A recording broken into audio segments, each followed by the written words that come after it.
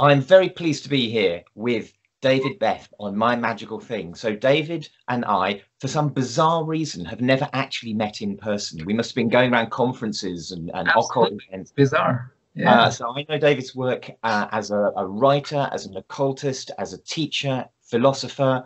I've seen some of your podcast, the interviews that you've done. I've been really interested in your work because it's very deeply informed by that kind of African, Haitian, voodoo Gnostic kind of tradition.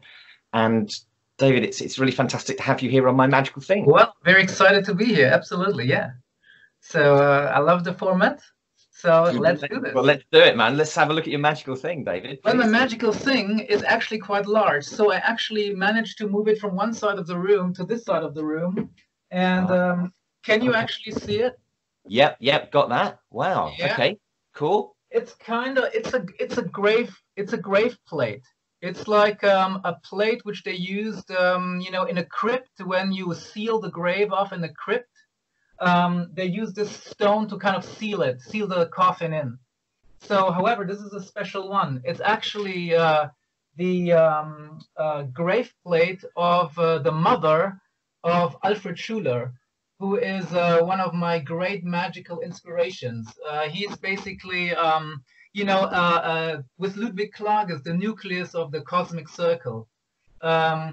You probably won't know him because in the English-speaking world he's virtually unknown, and even in Germany he's a very mysterious figure. He never really published anything by himself, but only later on, posthumously, some of his obscure lectures and so were published. And but he did inspire a lot of people, like Rilke. Like Rilke's Sonnets to Orpheus, for example, contained a lot of Schulerish information because he attended one of his talks on the essence of the dead. So, however, Alfred Schuler was very closely connected to his mother. He lived with his mother until she died.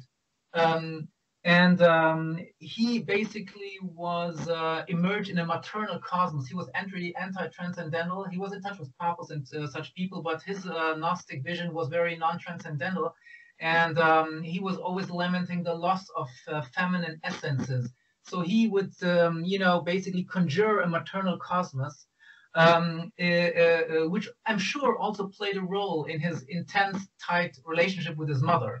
So he actually designed two grave plates, one for his mother and one for himself. And so he actually spent most of his remaining money that he had in designing and having them constructed according to precise instructions.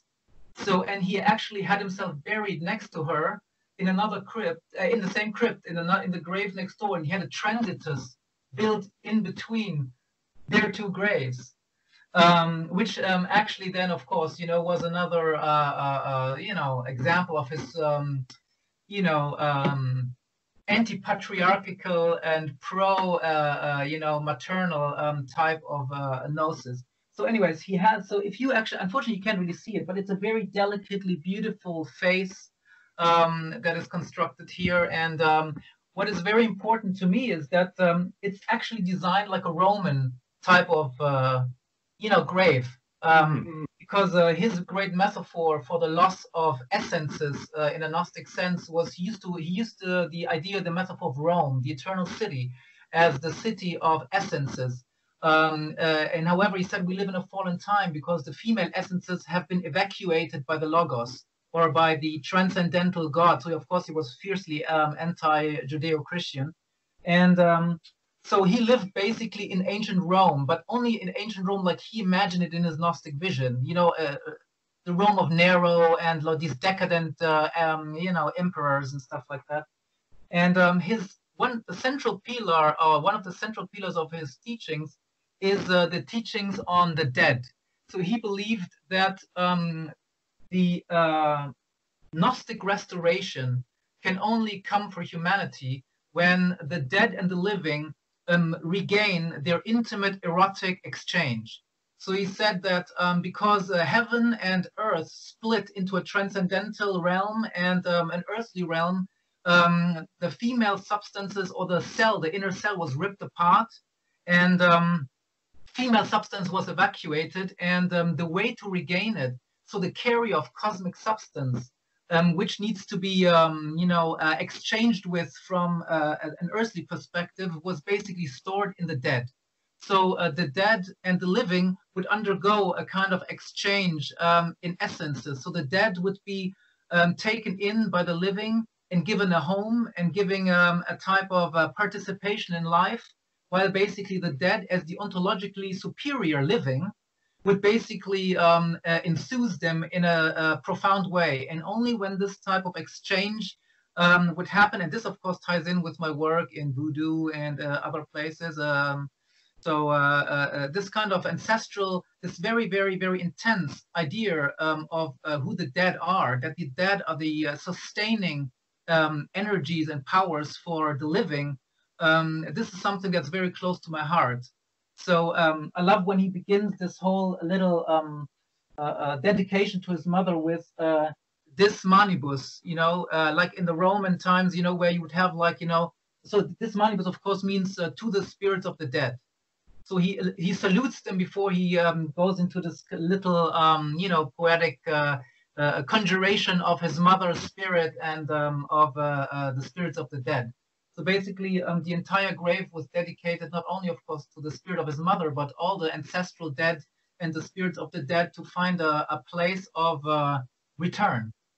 And this to me is a very powerful item, which is in an area where I celebrate and work with the dead.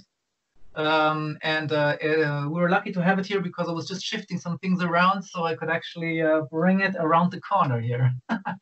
David, Beth, that's the most amazing object. Thank you so much for that connection with the honored and sacred dead through your magical thing.